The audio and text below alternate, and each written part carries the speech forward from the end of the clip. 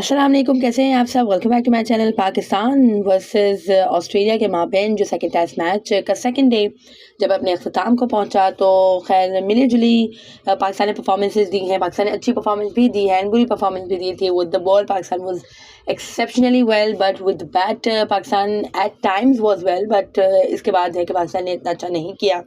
Early wicket हमने है कि इमाम उल हक की गवा दी थी 34 पे, आई थिंक फर्स्ट विकेट गिरी थी हमारी। इसके बाद अब्दुल्ला शफीक एंड शान मसूद साहब और ब्रिलियंट, दोनों ने खैर हाफ सेंचुरी स्कोर की एंड बहुत ही अच्छा रन रेट लेके चल रहे थे। शान मसूद भी अटैक कर रहे थे एंड बाय द वे 2022 के बाद से नंबर 4 पे हैं वो, जिन्होंने है कि डोमिनेशन के साथ या अटैकिंग जो शॉट्स खेले हैं इन टेस्ट क्रिकेट। तो नंबर 4 पे हमारे कैप्टन मोहतरम शान मसूद साहब का नाम जगमगा रहा है। ऑल तो इतना ज़्यादा अच्छी कुछ उनके इंटरनेशनल क्रिकेट में रन नहीं है, ये फर्स्ट 50 है उनकी, आई डोंट नो, पता नहीं कुछ दर्जनों इनिंग के बाद, तो बहुत ही अच्छी बात है। खैर बहुत ही खुशआइंद बात है। इससे पहले उन्होंने फर्स्ट क्लास क्रिकेट में परफॉर्मेंसेज दी हुई हैं और काउंटी में परफॉर्मेंसेज दी हुई हैं, प्रैक्टिस मैच में दी हुई हैं, but international cricket is international cricket and उसकी परफॉर्मेंस ज़्यादा मैटर करती है और काउंट भी होती है ऑब्वियसली। सो अच्छी बात है। खैर पाकिस्तान की टीम की बैटिंग के लिए भी अच्छी है, क्योंकि वी ऑल नो दैट भाई हमारे बाबर आजम साहब कहीं खो गए हैं, वो नहीं परफॉर्मेंस दे रहे वैसी जैसे कि actual Babar Azam, the real Babar Azam हमेशा देते थे। बट खैर कोई बात नहीं, ऐसा बुरा पैच हर प्लेयर की लाइफ में आता है। बस दुआ यही है कि ये पैच बस छोटा सा हो, बस अब अगली इनिंग एक अच्छी धमाकेदार कम बैक इनिंग हो और है कि ये जो पैच है ये बहुत ही ज़्यादा लंबा ना कर जाए, क्योंकि हम पाकिस्तानी इतना ज़्यादा लंबा बुरा पैच अगर बाबर आजम पे आया तो हम नहीं बर्दाश्त कर सकेंगे। हम तो चलो कर लेंगे जो एक्चुअल क्रिकेट फैंस हैं, बट जो हेटर्स हैं वो ऑब्वियसली नहीं कर सकेंगे और बहुत ही ज़्यादा मीडिया का प्रेशर आ जाएगा। सो लेट्स होप कि नेक्स्ट इनिंग इंशाल्लाह बाबर आजम की ब्लॉकबस्टर हो एंड अच्छी परफॉर्मेंस दे। खैर आज की इनिंग में भी बहुत अच्छी बॉल पड़ गई, बट वही बात है कि जस्ट एक रन पे ही वो आउट हो गए एंड इससे पहले भी खैर उनकी परफॉर्मेंसेज अच्छी नहीं है इन टेस्ट क्रिकेट स्पेशली, तो ऑब्वियसली कंसर्न की बात है। बट इट डजंट मीन कि बाबर आजम की क्लास से इस पे कोई फ़र्क पड़ता है या उनकी कैलिबर पे कोई फ़र्क पड़ता है। No, Babar Azam has a class and इंशाल्लाह he will come back stronger and इंशाल्लाह उम्मीद है कि नेक्स्ट इनिंग में ही वो अच्छा कम बैक करें।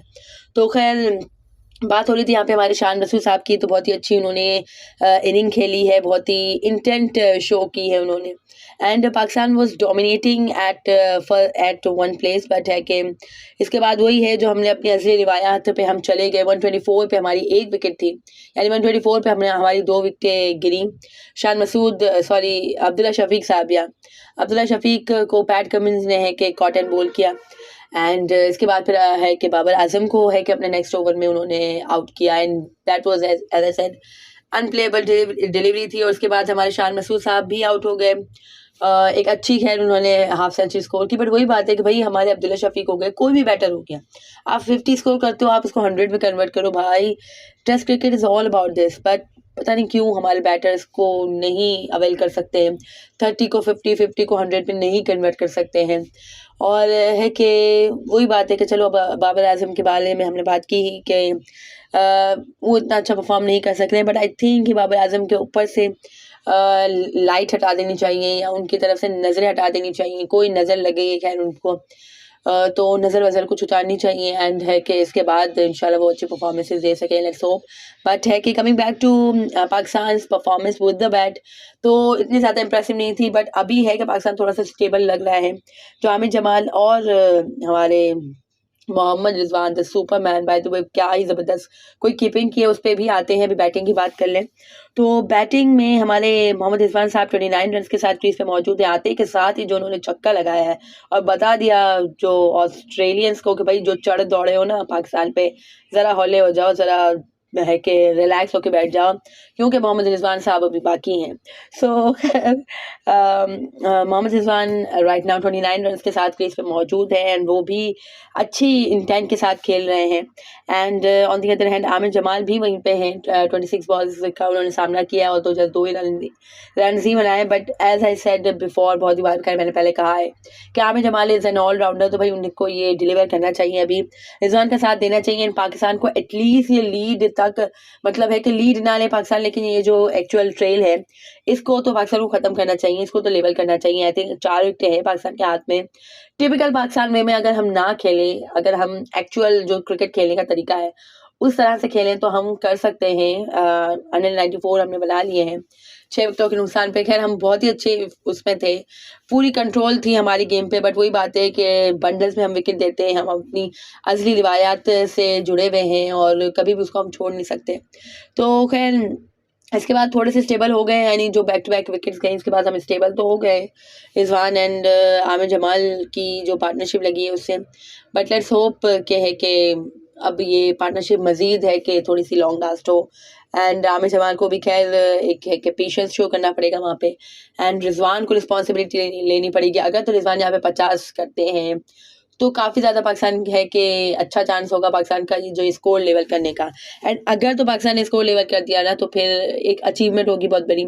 और खैर पाकिस्तान ने निस्बतन बेहतर परफॉर्मेंस दी है, जैसे कि मैंने यही पहले कहा है कि पहले मैच से भी ऑब्वियसली निस्बतन बेहतर परफॉर्मेंस है। पाकिस्तान ने 10 विकेटें गिराई हैं and this is first time ever after 2010।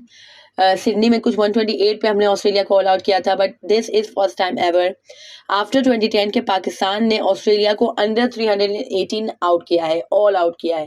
तो ये बहुत ही बड़ी अचीवमेंट है and credit goes to our bowler specially Shaheen. Also Shaheen को जस्ट 2 विकेटें कुछ मिली है, बट है कि बहुत ही अच्छी बॉलिंग उन्होंने कराई है। वो थोड़े अनलकी रहे, कल भी हमने ये बात की थी, बट कुछ 2 विकेटें शाहीन को मिली है, बट उन्होंने बहुत ही अच्छी बॉलिंग की है। 140 को भी उन्होंने टच किया पेस में, तो बहुत ही खुशाइन बात है।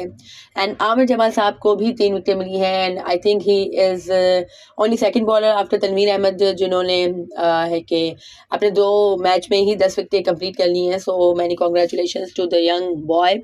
एंड है कि इसके अलावा और कोई हमारे पास अभी बैटिंग नहीं रहती है। मतलब ये एक है कि अच्छा रिकग्नाइज बैटिंग पैर है और उसको थोड़ा सा कंटिन्यू करना चाहिए। कल फर्स्ट सेशन अगर हम गुजार लेते हैं इस विद नो विकेट लॉस तो बहुत ही अच्छा होगा और पाकिस्तान को करना चाहिए। पाकिस्तान में आमिर जमाल एंड मोहम्मद रिजवान में ये गट्स हैं कि वो ये कर सकते हैं। Anyways coming back to Pakistan bowling के, पाकिस्तान किस तरह की बॉलिंग की, तो भाई एक्सेप्शनल बॉलिंग थी, there is no doubt about it, and बहुत ही ज़्यादा दिल खुश किया है। And I have no complaints with our bowlers in this match. Also खैर पेस इतनी ज़्यादा नहीं थी, बट वही है कि स्लोली एंड ग्रेजुअली चीज़ों में बेहतरी आएगी इंशाल्लाह। बट है कि Hasan was mind blowing, Mir Hamza was mind blowing, हमारे Shaheen Shah Afridi was mind blowing. So bowling में पाकिस्तान ने है कि दिल खुश किया है, बट या बैटिंग भी पाकिस्तान अच्छी कर रहा था। बट वही बात है कि भाई हम है कि बंडल्स में जो विकेट देते हैं ना इससे सारा मज़ा ख़राब हो जाता है। जो कोलैप्स हम करते हैं ना, तारीख ही हमेशा ये हमारा कोलैप्स होता है, जो ऐसा कोई भी नहीं कर सकता। तो खैर अगर कल पाकिस्तान ने अपनी ये कोलैप्स की आदत को बरकरार ना रखा तो होप है कि पाकिस्तान अच्छा करेगा, है कि ये जो लीड ना ले, मतलब जो भी ये ट्रेल है इसको ख़त्म कर दे तो बहुत ही अच्छी बात होगी। और उसके बाद बॉलिंग अच्छी करेंगे तो फिर है कि कुछ पाकिस्तान का चांस बनता है, वरना तो कोई चांस नहीं है पाकिस्तान का इस मैच में भी। बट लेट्स होप के है कि कुछ मज़ीद कुछ बेहतरी आ जाए। रिजवान से बहुत ज़्यादा उम्मीदें हैं। रिजवान ने खैर बहुत ही ज़्यादा ज़बरदस्त है कि कैच पकड़े हैं। हमारे जो शाहीन शाह अफरीदी को भी जो दूसरी विकेट मिली है उसका क्रेडिट भाई हमारे सुपरमैन रिजवान को ही जाना चाहिए। जिस तरह से वो है कि कहीं पे भी माशाल्लाह डाइव कर लेते हैं, कैच पकड़ लेते हैं, so mind blowing. And this was the reason कि मैं हमेशा से यही कह रही थी कि भाई Rizwan should be in team, Rizwan should be in team. And मैं तो यही कह रही थी कि दोनों को भी खिलाओ, लेकिन दोनों को खिलाने यानी सरफराज एंड रिजवान को दोनों को खिलाने में आपको कीपिंग रिजवान से ही करवानी चाहिए थी। क्योंकि राइट नाउ मैंने तो अपनी लाइफ में, क्योंकि मैंने जब है कि रेगुलर क्रिकेट देखना शुरू की, इससे पहले भी खैर मैं देखती थी क्रिकेट, बट है कि इतने ज़्यादा रेगुलर नहीं थे। ऑब्वियसली पढ़ाई वगैरह के भी सारे मसाइल होते थे, तो मोइन खान वगैरह थे। लेकिन जब मैंने है कि रेगुलर है कि क्रिकेट देखना शुरू की तो भाई मैंने तो कामरान अकमल साहब के यादगार ड्रॉप कैचेस ही देखे थे। तो मैंने अपनी पूरी क्रिकेट वॉचिंग करी में मोहम्मद रिजवान से बेहतर कीपर नहीं देखा पाकिस्तान के पास। तो माशाल्लाह अल्हम्दुलिल्लाह we have Mohammad Rizwan and उम्मीद है कि वो बैटिंग भी अच्छी करें कल इंशाल्लाह, 50 करें फिर 100 करें इंशाल्लाह।